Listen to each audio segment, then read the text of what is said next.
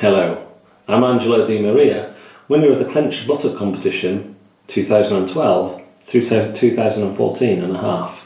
This is Board Deck and Dice, and today we're looking at a game called Happy Pigs. Happy Pigs is essentially a markety style game where you are trying to make the most profitable farm.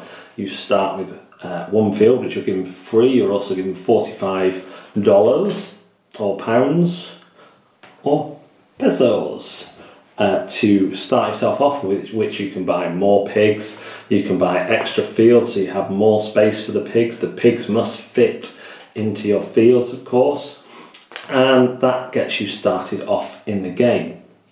Pigs come in 4 different sizes: piglets, small, average and large. Now only average and large can mate, and there's some other rules about these sizes of pigs as well.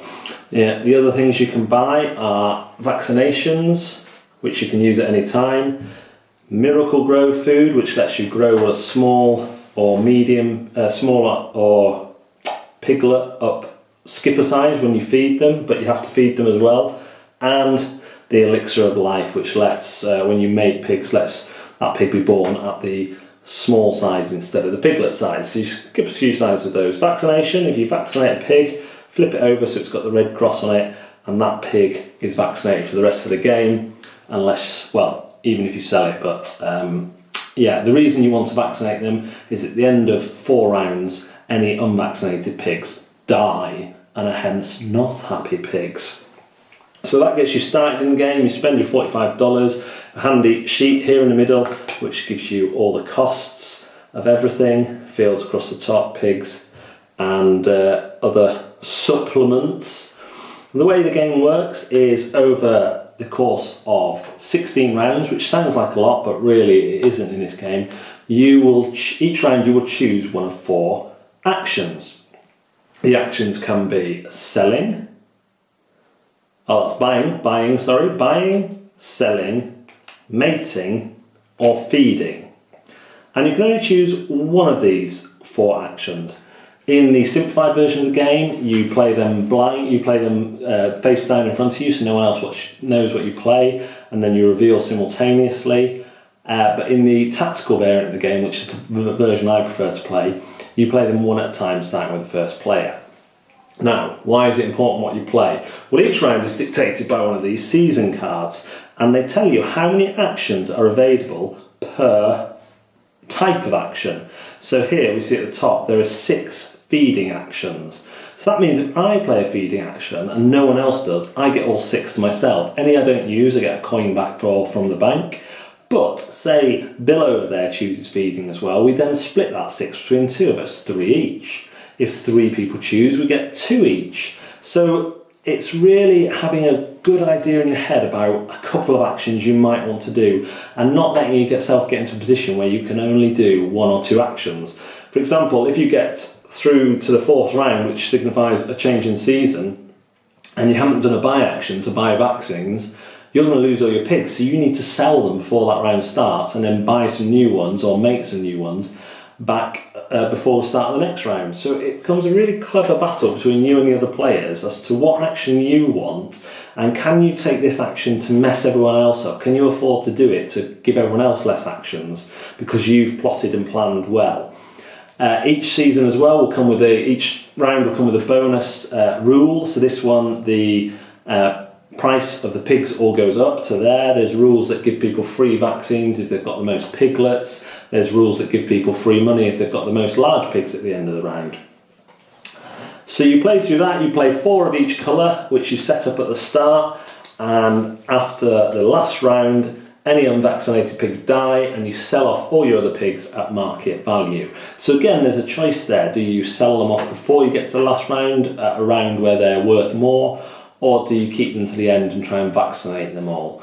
This is a great little economy game, basically, where you're just trying, over the course of an in-game year, I guess, to have the most efficient farm, to grow and shift out pigs and buy pigs if you can't do what you want to do with the big pigs, if you need more small pigs and you've got lots of miracle feed, you can feed them up so they grow. Every time you feed them, by the way, they grow. Every time you mate a large or average pig in a couple, they will have one piglet unless you use miracle feed.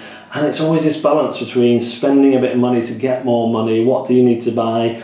Can you have the pigs as babies? Are you going to be able to vaccinate them? And I absolutely love this game. It's simple. There's only 4 actions you can take, essentially, but they lead to more complex things. And when you're playing that tactical variant and the first player plays the one you want to do because they know you want to do it, and they don't necessarily need to do it, they could do another action, and you're like trying to work out, right, if there's 9 actions and they've played in, so if I play it, I'll get 4, they get 5, and all this. Or is it worth just playing an action that no one else is going to do and getting that money back? It's only 10 coins if it's a 10 action. It's at 1 coin per action not used, but it could be worth doing that. And so it's really a game about leaving your options open. The intimidation factor, apart from the fact that this game was the box thick with punchboard, if that intimidates you, that might be an intimidation factor. So there was that high of punchboard in there and no insert to speak of. So I spent a long time punching it all out. It's just all bits of card, and the rules are really clear. The game is simple to grasp, easy to teach, very high up on my list, a good fun game.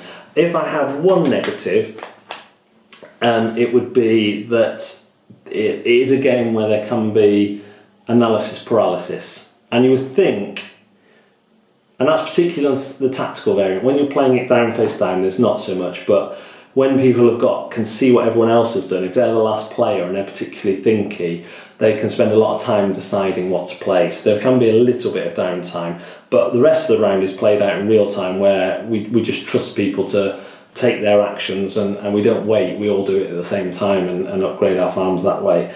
I made these little origami boxes to hold some of the pigs. I haven't made a big enough one for the large pigs, after seeing a post on Board Game Geek. But I love this game. Works well with, haven't tried it with 2 because I just don't think it would work that well, but 3 upwards is great when you've got the kind of push and pull on the actions. It goes up to 6 players, and I recommend this one for people who like to run an efficient machine and test their economy.